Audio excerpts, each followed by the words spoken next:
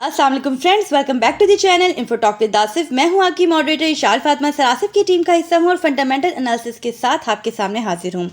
दोस्तों, बड़ी बड़ी डेवलपमेंट्स हुई हैं क्रिप्टो मार्केट में। बड़े बड़े यू टर्न सामने आए हैं बड़ी बड़ी सेलिब्रिटीज़ की तरफ से। देख लेते हैं कि क्या कुछ इंपॉर्टेंट चल रहा है इस वक्त मार्केट में। लेकिन आगे बढ़ने से पहले क्रिप्टो मार्केट ओवरऑल कैसा वर्क करी है ये भी देख लेते हैं। इस वक्त टोटल मार्केट कैप है 1.96 ट्रिलियन पर। 0.627% का पॉजिटिव चेंज है। बीटीसी डोमिनेंस कल के मुकाबले में ऑलमोस्ट सेम ही है। वॉल्यूम -12.59% चेंज के साथ 63.14 बिलियन पर है। ऑफ कोर्स वीकेंड है और वीकेंड पे तो वॉल्यूम मोस्टली कम ही देखने को मिलता है। फेयर एंड ग्रीड इंडेक्स जो है वो ग्रीड को शो कर रहा है और 72% का लेवल है। सबसे पहले तो दोस्तों, यूरोपियन सेंट्रल बैंक ने बहुत ही नेगेटिव कमेंट्स दिए हैं बिटकॉइन को लेके कि बिटकॉइन की फेयर वैल्यू जो है वो स्टिल जीरो है। बिटकॉइन फेल हो चुका है अपना वादा पूरा करने में, जो इसे ग्लोबल डिसेंट्रलाइज्ड डिजिटल करेंसी बताता है और स्टिल लीगल ट्रांसफर के लिए हार्डली यूजेबल है। और ईटीएफ अप्रूवल के बावजूद बिटकॉइन पेमेंट्स और इन्वेस्टमेंट के लिए सूटेबल नहीं है। ऐसा कहना है ईसीबी का। दोस्तों, ईसीबी सेंट्रल बैंक है यूरोपियन यूनियन कंट्रीज का और यूरो को करेंसी के तौर पर यूज करता है। अब यूरोप बैंक जो बीटीसी के बारे में ये सब कह रहा है, इसके यूरो का कंपैरिजन अगर बीटीसी से करें तो ये सिचुएशन आपके सामने है। दोस्तों, यूरो पिछले 10 सालों में बीटीसी के मुकाबले में 99.5% इसकी वैल्यू लॉस कर चुका है। ईसीबी ने बीटीसी के बारे में अपने स्पेशल ब्लॉग में जो लिखा है, इसमें ये भी कहा है कि बीटीसी ट्रांजैक्शन स्टिल इनकन्वीनियंट है, स्लो है और कॉस्टली है। अगेन ये भी कहा है कि क्रिमिनल एक्टिविटीज के लिए यूज होती है वगैरह वगैरह। अब बीटीसी ट्रांजैक्शन महंगा है तो इसके पीछे कोई बेस बनती हुई नजर नहीं आ रही, क्योंकि पाकिस्तान या इंडिया से यूएस या यूरोप में रुपीस भेजने हैं तो वो उससे ज़्यादा सस्ता पड़ता है और ज़्यादा फास्टर पड़ता है बीटीसी ट्रांजैक्शन। और जहाँ तक बात है क्रिमिनल एक्टिविटीज़ की, तो चेन एनालिसिस का डाटा मैं आपसे शेयर कर दूँ। दोस्तों, ये इलीगल एक्टिविटीज़ के लिए क्रिप्टो ट्रांजैक्शन वॉल्यूम का 2018 से 2023 का डाटा चार्ट है। 2018 में जितना क्रिप्टो का ट्रांजैक्शन वॉल्यूम था उसका 0.32% इलीगल एक्टिविटीज में यूज हुआ। 2019 में ये हमें बढ़ता हुआ दिखाई दिया। सबसे कम रहा 2021 में और 2023 में 0.34% हमें दिखाई दे रहा है। 0.34% ये है इसका एवरेज।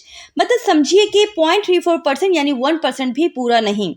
तो 0.34% के अलावा बाकी जो ट्रांजैक्शन है वो सही तरीके से हुई और ये ऑथेंटिक डाटा है चेन एनालिसिस का। अब जहां तक बात है क्रिमिनल एक्टिविटीज की, तो यहाँ पर भी हम बीटीसी का कंपैरिजन कर लेते हैं यूरोप के साथ। 2010 में 110 बिलियन यूरो के थ्रू क्रिमिनल एक्टिविटीज हुई हैं और ये बनती है 1% यूरोप की जीडीपी का। तो बिटकॉइन का यहाँ पर अगर हम एवरेज देखें तो बन जाता है 0.5%। तो मामला यह है कि बात है सारी चीज़ों को समझने की, क्योंकि पास्ट में ब्लैक रॉक के सीईओ लैरी फिंक ने अक्टूबर 2017 में स्टेटमेंट दी थी कि बीटीसी सिर्फ मनी लॉन्ड्रिंग के लिए है। और इस टाइम अगर हम देखें तो ब्लैक रॉक के CEO Larry Fink biggest BTC believer हैं। और अब यहाँ पर डोनाल्ड ट्रम्प ने भी, जो कि एक्स प्रेसिडेंट है यूएस के, यू टर्न लिया है बीटीसी को लेके। 3 साल पहले ट्रम्प का कहना था कि क्रिप्टो एसेट्स में इन्वेस्ट करना पोटेंशियल डिजास्टर का कह सकते हैं कि वेट करना है। लेकिन 2022 में जब ट्रम्प ने अनाउंस किया था अपने एनएफटी कलेक्शन की लॉन्च का, तो वो रिलीज के 24 घंटों में ही सोल्ड आउट हो गई थी। और इस एनएफटी के अलावा ट्रम्प की जो वाइफ है उन्होंने भी अपने सोलाना कलेक्शन को भी शो किया था। तो वहीं से जो ये ट्रम्प का सॉफ्ट कॉर्नर है क्रिप्टोज की तरफ, वो शो होना स्टार्ट हो गया था। मतलब 2021 में ट्रम्प का कहना था कि क्रिप्टो जो है वो स्कैम है, जबकि 2022 में अपना एनएफटी लॉन्च किया। और अभी रीसेंट इंटरव्यू में बहुत बड़ी स्टेटमेंट दी है ट्रम्प ने बीटीसी के बारे में। वैसे तो उन्होंने कहा है कि भाई हमेशा से उनका जो फेवरेट है वो डॉलर ही है, बट बहुत से लोग इन्हें बीटीसी को यूज करते हुए दिखाई दे रहे हैं। कुछ रेगुलेशंस की जरूरत है, लेकिन वो देख रहे हैं कि बहुत से लोग इसे यूज करना चाहते हैं। तो देखने में ये इंटरेस्टिंग लगता है। और Trump can live with crypto.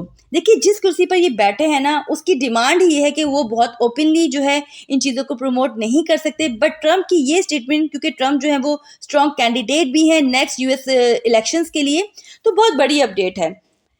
अब यहाँ पर ये भी ख्याल किया जा रहा है कहीं एक की तरफ से कि ये इलेक्शन विनिंग स्ट्रेटेजी भी हो सकती है ट्रम्प की। एक और बहुत बड़ी डेवलपमेंट हुई है, क्योंकि दोस्तों रेडिट जो कि यूएस में सोशल मीडिया प्लेटफॉर्म है, जिसकी वैल्यूएशन अगर हम 2022 की देखें तो वो बन जाती है तकरीबन 10 से 12 बिलियन यूएस डॉलर की और एक्टिव यूजर्स हैं 52 मिलियन। तो रेडिट ने एसईसी के पास जो फाइनल रिकॉर्ड सबमिट किया है उसमें उन्होंने एडमिट किया है कि उन्होंने बिटकॉइन, इथेरियम और पॉलीगॉन बाय किया है और इसको अपनी बैलेंस शीट पर भी रखा है। इससे पहले दोस्तों टेस्ला और माइक्रो स्ट्रैटेजी ने बीटीसी का जो एक्सपोजर है वो अपनी बैलेंस शीट पर दिया। टेस्ला का एक्सपोजर जो था वो थोड़ा सा कम ही था, बट माइक्रो स्ट्रैटेजी का जो एक्सपोजर है वो अच्छा खासा था।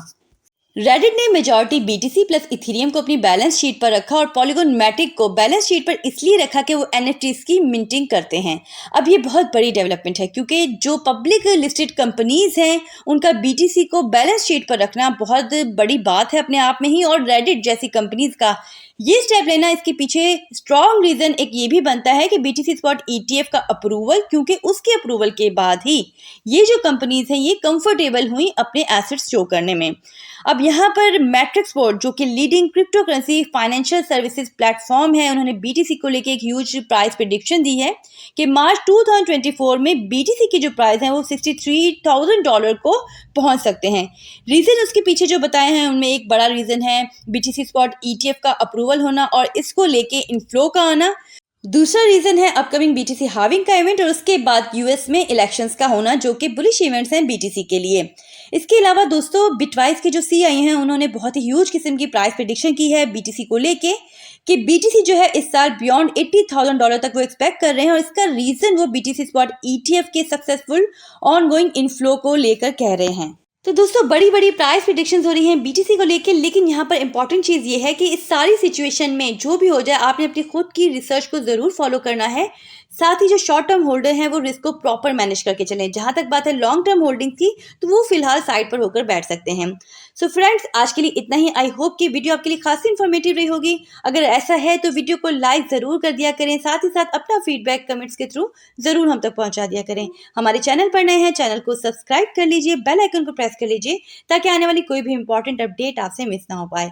अपना बहुत ख्याल रखिएगा। Take care. अल्लाह हाफिज़।